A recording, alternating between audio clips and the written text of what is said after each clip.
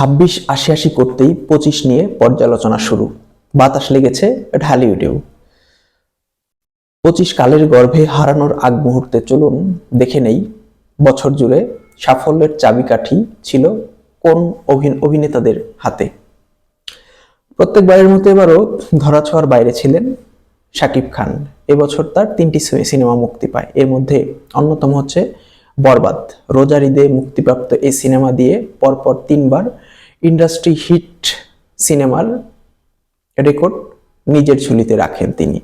সিনেমাটিতে নজরকাড়া অভিনয় এবং নজরকাড়া লুক দিয়ে শাকিব খান অন্যান্য প্রতিযোগীদের সাথে নিজের মাঝখানে দেওয়াল তুলে দেন। এবছর শুধু সফলতা না, ব্যর্থতার স্বাদও পেয়েছেন কিং খান। কেননা অন্তরাত্মা নামে একটি সিনেমা মুক্তি পায় তার। এটি কয়েক বছর আগের ঝুলে থাকা ছবি, একেবারেই মুখ থুবড়ে পড়ে ছবিটি। যদিও এই ছবির প্রচারণায় ছিলেন না শাকিব। কোরবানি ঈদে তাণ্ডব নামে একটি সিনেমা মুক্তি পায় তার। রায়হান রাফির পরিচালনা এই সিনেমায় তামাটে লুক দিয়ে দর্শকের বুক ভরিয়েছিলেন কিং খান, কিন্তু টাটকা অবস্থায় পাইরেসির কবলে পড়ায় প্রত্যাশিত ব্যবসা করতে পারেনি। যদিও শাকিবের টানে পাইরেসিকে বুড়ো আঙুল দেখিয়ে হলে ভিড় ছিল দর্শকের। এরপরেই আছেন ছোট পর্দার জনপ্রিয় অভিনেতা জাহিদ হাসান। ক্যারিয়ারের চুম্বক সময় পার করেছেন তিনি। তার তুমুল জনপ্রিয়তা তার, বাট সেসব হচ্ছে ছোট পর্দা কেন্দ্রিক। একাধিক সিনেমাও করেছেন, বাট এবার উৎসব সিনেমা দিয়ে জীবনের প্রথম তুমুল ব্যবসা সফল ছবি ঢুকলো তার ক্যারিয়ারে। উৎসবের প্রেস রিলিজেও এই কথা তিনি বলেছেন।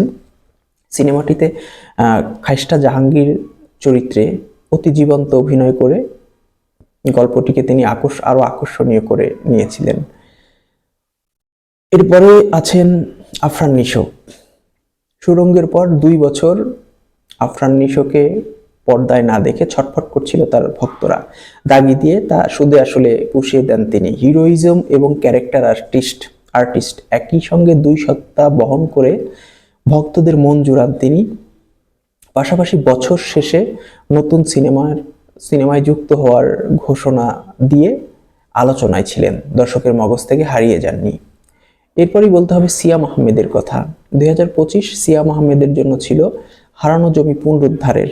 জঙ্গলি সিনেমা দিয়ে অনেকদিন পর ব্যবসা সফল সিনেমা আসে তার ঝুলিতে। এই ছবিতে আরো যারা অভিনয় করেছেন, বুবলি, দিঘি, তারাও বেশ আলোচনায় ছিল। এদিকে কোরবানি ঈদে তাণ্ডব সিনেমায়ও একটি ক্যামিও চরিত্রে দেখা যায় সিয়ামকে। এক চোখা আরমান মানসুর চরিত্রটি দর্শক বেশ পছন্দ করেছিল এবং এই চরিত্রটি দিয়ে আলাদা একটি সিনেমা বানানোর অনুরোধ জানিয়েছিলেন রায়হান রাফিকে। সিয়াম আহমেদের পরেই আছেন শরীফুল রাজ। চলতি বছর ইনসাফ সিনেমা দিয়ে বাণিজ্যিক সিনেমায় ফিরেন তিনি। এই সিনেমায় 100 মারমুখী সিনেমায় শরীফুল রাজ অভিনয় দিয়ে দুর্দান্তভাবে মন কেড়ে নেন ভক্তদের, দর্শকদের স্টারডমও দেখান দারুণভাবে। ওই কারণে তিনি আলোচনায় ছিলেন। পাশাপাশি বছর শেষে উৎসবের নির্মাতা তানিম নূরের বনলতা এক্সপ্রেসে যুক্ত হয়ে আলোচনার টেবিলে ছিলেন।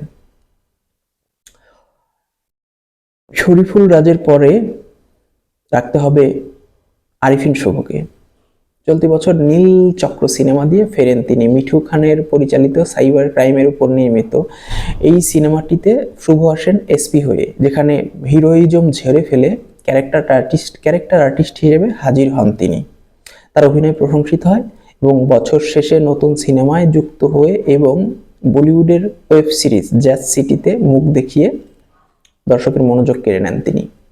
সব শেষে বলবো, আলোচিত অভিনেতা বছর জুড়ে যিনি আলোচনায় ছিলেন তিনি হচ্ছেন মোশাররফ করিম। তিনিও আলোচনায় ছিলেন, কেননা এই বছর 2টি সিনেমায় দেখা গেছে তাকে। এক হচ্ছে ইনসাফ আর 2 হচ্ছে চক্কর। মোশাররফ করিম অভিনয়ের ক্ষেত্রে জলের মতো, যখন যে পাত্রে রাখা হয় সেই পাত্রের আকার ধারণ করেন।